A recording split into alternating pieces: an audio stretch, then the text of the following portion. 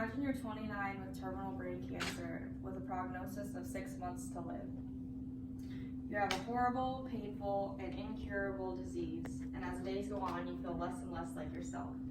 This was the life of Brittany Maynard before she decided to go with the Death with Dignity Act. So what is Death with Dignity? Death with Dignity is the opportunity for a person to voluntarily and legally get prescribed medication in order to basically die because they're in so much pain and nothing in their life is basically going to get better at all. So with the Death with Dignity website, it tells us that there are 6 states plus Washington, D.C. that have adopted this law into their state, but there are 18 states that are currently looking into adopting it, but they don't have it in their system quite yet. So Iowa's actually one of them that are thinking about it, but they don't have it fully on into their system. But over 70% of Americans in the United States are actually for this act, it just hasn't been passed. So who is eligible for this? You have to live in Washington, Oregon, Colorado, California, Hawaii, Vermont, or the District of Columbia. You have to be 18 years or older, mentally competent, and have a prognosis of 6 months or less to live. So the benefits of the Death with Dignity Act, Very Well Health site tells us that it helps end pain and suffering sooner for the person. The family doesn't have to pay as many medical bills after to try to keep the person to continue living, even if there's nothing that they can really live for at this point because they're just in pain all the time and they don't feel like themselves anymore. They're able to die with dignity. They don't lose any of their mental or physical capacities, which is really nice. And also you can plan ahead and plan to be an organ donor so that you can save someone else's life basically before you pass on. So over here I have a picture of Brittany Maynard. She is the 29-year-old with brain cancer. She had just gotten married and was trying for a family, but the doctor told her that she only had 6 months to live. And she lived in the state of California, and at the time, Oregon was the only state that had this in their laws. So she picked up everything and moved to Oregon. She had to find a new house, new doctors, voter's registration, address, all of that stuff, just so she would be able to have the opportunity to not have to lose any of her mental or physical capabilities. And she has such a young body, basically the pain would just keep eating away at her since she was so healthy, besides the brain activity that was going on.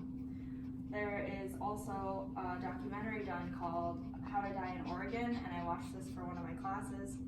And since Oregon was the first state to legalize this, it just tells about people's stories, personal stories of how this act has affected their lives and made it so they could pass on peacefully and their family has more comfort with it too.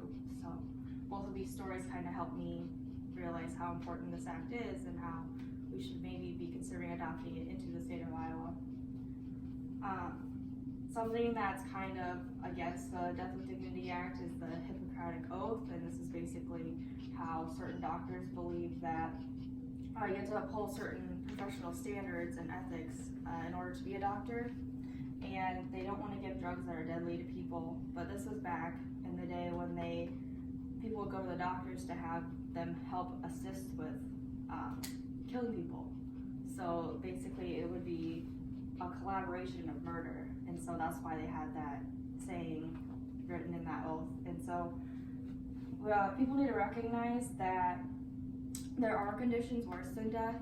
So I read an article about an Argentine prisoner of war who there was an explosion and he was caught in fire, and there's basically no hope for him to survive. He was enclosed in the fire, there was no way of him being able to get out, and there was a medic there, but the medic couldn't do anything to get him out of there, and so he was just watching him suffer, basically burning alive.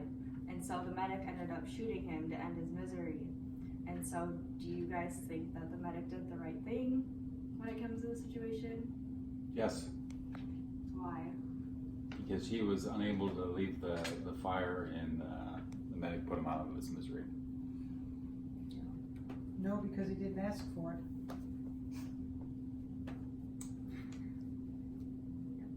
I would want to die if that were me. I would rather not live through burning. So people think that medicine is a relief to pain, but with technology these days, there's stuff that's making it so we can live longer despite our condition. So we may be dying, but they allow us to keep living, and it prolongs death. And basically, we're extending the suffering that people are going through. So with the Death with Dignity in Iowa, these are the people that you can get in contact with, either our senator or our state representative, and you can either call them, you can send them a letter, you can go to a city council meeting and basically just tell them that you're for the End of Life Act and that you are wanting to support that, because 50-some% of us in the state of Iowa are for this act, but it's either been it hasn't passed because it didn't meet a deadline, or it was just kind of left in the background. And so I think it's really important that we,